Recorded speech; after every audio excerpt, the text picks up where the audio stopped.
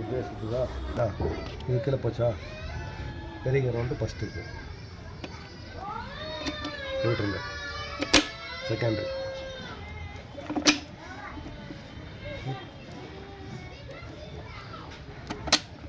Third fourth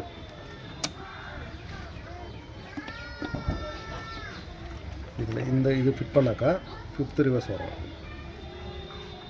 இப்படி மேலே போச்சுனாக்கா fifth வரும். இது ரிவர்ஸ் வரும். இது லாக் பண்ணால் மட்டும்தான் ஃபிஃப்த்து ரிவர்ஸு பண்ண முடியும். 90 கிரேட் ஆயிலுக்கு போகுது வந்துட்டு ரிவர்ஸ் பாயிண்டிங் உட்காரும் சுற்றினா கூட